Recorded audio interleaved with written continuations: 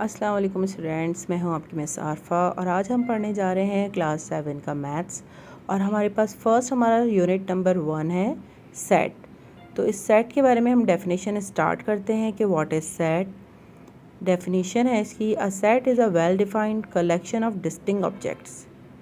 Set जो है ऐसे मुख्तलिफ़ चीज़ों या अशिया का वेल डिफाइंड कलेक्शन होता है जिन्हें हम वाज़े तौर पर पहचान सकते हैं।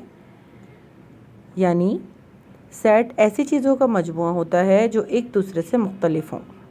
जैसे फॉर एग्ज़ाम्पल इसमें डिफ़ाइंड जो हमें वर्ड दिया हुआ है, वेल डिफ़ाइंड, इट मीन्स मतलब इसका है वाज़े या साफ, क्लियर होना चाहिए। कोई भी सेट हो वो क्या हो, इसमें शामिल है या नहीं, वो क्लियर होना चाहिए।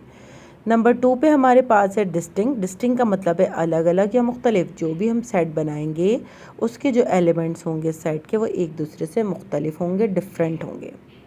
आई होप आपको ये डेफिनेशन समझ आई होगी। अब हम चलते हैं आगे इसकी एग्ज़ाम्पल की तरफ। एग्ज़ाम्पल देखते हैं कि इसकी क्या है। एग्ज़ाम्पल नंबर 1 है हमारे पास सेट्स की। A is equals to 1 2 3 4 5 a set of 5 natural number.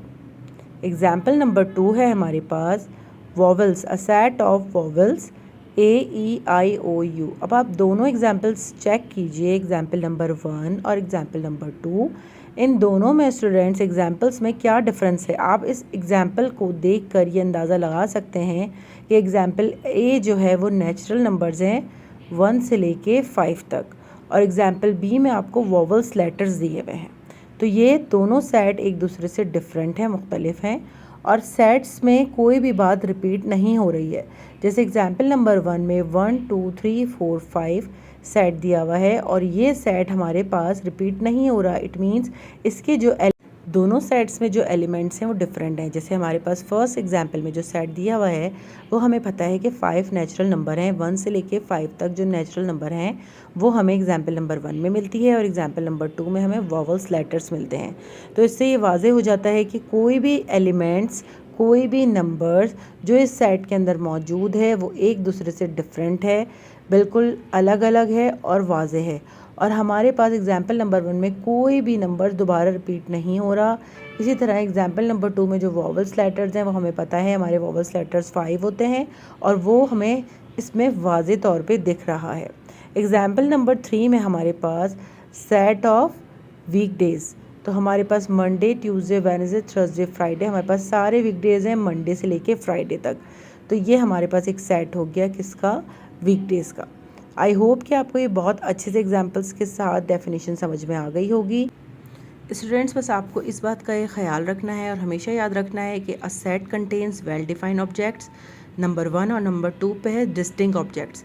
जैसे कि मैं आपको इसको डेफिनेशन के अंदर अच्छे से समझा चुकी हूँ कि वेल डिफाइंड ऑब्जेक्ट्स का मतलब है कि हमें ये क्लियरली पता हो कि किस चीज़ का सेट है। ठीक है, जैसे हमने एग्जाम्पल नंबर 1 पढ़ी थी, फिर हमने एग्जाम्पल नंबर 2 पढ़ी थी, दोनों एक दूसरे से डिफरेंट थे, लेकिन एग्जाम्पल नंबर 1 पढ़ के हमने ये अंदाज़ा लगा लिया था कि ये सेट ऑफ नेचुरल नंबर्स हैं 1 to 5, और सेकंड वाले में वॉवल्स थे और वो बिल्कुल एक दूसरे से डिफरेंट सेट थे। ठीक है बच्चों, सेकंड में डिस्टिंक्ट ऑब्जेक्ट्स का मतलब होता है कि अलग अलग या मुख्तलिफ हों, यानी कि जो एलिमेंट्स हों वो रिपीट ना हों और वो डिफरेंट हों एक दूसरे से। जो भी सेट है हमारे पास, जो सेट ए है या सेट बी है, दोनों एग्जाम्पल्स के अंदर। आई होप कि आपको ये अच्छे से समझ में आ गया होगा। अब हम चलते हैं अपने नेक्स्ट टॉपिक की तरफ जो कि हमारे पास है सेट रिप्रेजेंटेशन। सेट रिप्रेजेंटेशन क्या होता है उसके बारे में हम पढ़ते हैं और उसमें कितनी इसकी कितनी फॉर्म्स होती हैं जिसको हम रिप्रेजेंट कर सकते हैं। फ्रेंड्स हमारे पास टॉपिक है सेट रिप्रेजेंटेशन में हमारे पास नंबर 1 पर है टेबुलर फॉर्म। टेबुलर फॉर्म, अच्छा, set can be represented in 3 forms. Set को हम 3 फॉर्म्स में रिप्रेजेंट कर सकते हैं, tabular form, descriptive form and set builder form. तो सबसे पहले हमारे पास है टेबुलर फॉर्म। टेबुलर फॉर्म की डेफिनेशन क्या है, when the elements of the sets are listed distinctly with in curly brackets. Example के तौर पे the set of whole numbers less than 6 can be represented as. अच्छा, जितने भी टेबुलर फॉर्म होगा ना, फॉर एग्जांपल आपको दे देते हैं कि भाई चेंज इनटू टेबुलर फॉर्म या डिस्क्राइब इन टेबुलर फॉर्म, कोई भी आपको सेट देते हैं वो आपको कहते हैं कि इसको टेबुलर फॉर्म में आपको बताना है। तो आपको क्या करना है, उसको लिस्टेड करना है। कोई भी नंबर्स हों, अल्फ़ाबेट्स हों, उसको आपको अलग अलग करके लिस्टिंग की सूरत में, जैसे आप लिस्ट करते हैं कोई भी चीज़ 1 से लेके 5 तक, 1 से लेके 10 तक, तो आपको लिस्टेड की सूरत में उसको इसमें दिखाना है। और कर्ली ब्रैकेट्स इसमें आपको लाजमी यूज़ करने हैं। ठीक है बच्चों, कर्ली ब्रैकेट के बगैर आपका टेबुलर फॉर्म इनकम्प्लीट है। नंबर 2 पर हमारे पास है डिस्क्रिप्टिव फॉर्म। डिस्क्रिप्टिव फॉर्म की डेफिनेशन क्या है students? When the set is described in a statement, कोई भी सेट आपको स्टेटमेंट की सूरत में डिस्क्राइब किया जाए वो आपका कहलाता है डिस्क्रिप्टिव फॉर्म। मतलब कोई भी आपको सेट दिया जाता है वो आपको अगर बयान किया जाता है स्टेटमेंट की सूरत में, जैसे एग्जांपल नंबर 1 पे आपको नज़र आ रहा होगा कि फर्स्ट 5 नेचुरल नंबर्स और set of first 5 natural numbers. आप इसको इस तरीके से भी लिख सकते हैं और आप इसको इस तरीके से भी लिख सकते हैं। नंबर 2 एग्जाम्पल है कलर्स इन अ रेम्बो। आपको पूछ रहे हैं भाई कलर्स इन अ रेम्बो स्टेटमेंट की सूरत में दे दिया है आपको, तो आपको ये नज़र आ गया है कि कलर्स इन अ रेम्बो आपकी स्टेटमेंट है, तो आपको समझ में आ जाएगा कि ये डिस्क्रिप्टिव फॉर्म है। क्योंकि जो हमने इससे पहले वाला पढ़ा था वो था हमारे पास टेबुलर फॉर्म, और टेबुलर फॉर्म में हमें पता है कि हम क्या करते हैं, लिस्टेड करते हैं, और डिस्क्रिप्टिव फॉर्म में हम क्या करते हैं, स्टेटमेंट की सूरत में उसको लिखते हैं। आई होप कि आपको इन दोनों का डिफरेंस भी समझ में आ गया होगा और डेफिनेशन भी। अब हम चलते हैं नेक्स्ट थर्ड पर। थर्ड पॉइंट हमारा है students set builder form.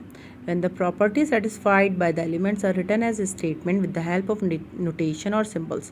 Example, a is equals to curly bracket। अब हमारे पास लिखा हुआ है यहाँ पे x such that x is a natural number and x less than 6। Set builder form जो है हमारे पास कोई भी अगर हमें एक प्रॉपर्टी दी जाती है और उसको हमें सिंबल्स की सूरत में लिखना होगा, ठीक है, सिंबल्स से स्टार्टिंग होगी तो आप समझ जाएंगे कि सेट बिल्डर फॉर्म है। ठीक है बेटा, नोटेशन और सिंबल्स की स्टेटमेंट स्टार्ट होगी तो आप समझ जाएंगे कि सेट बिल्डर फॉर्म है। तीनों में डिफरेंस है। नंबर 1 जो है हमारे पास टेबुलर है वो लिस्टेड फॉर्म में आता है, नंबर्स को अलग अलग करके लिखते हैं। नंबर 2 पे हमारे पास डिस्क्रिप्टिव फॉर्म है जो कि स्टेटमेंट की सूरत में लिखते हैं, और कोई भी स्टेटमेंट जो हम स्टार्ट करेंगे वो सिंबल्स या नोटेशन की हेल्प की मदद से स्टार्ट करेंगे, वो हमारा कहलाता है सेट बिल्डर फॉर्म, जैसे कि इस एग्जाम्पल में हमारे पास मौजूद है।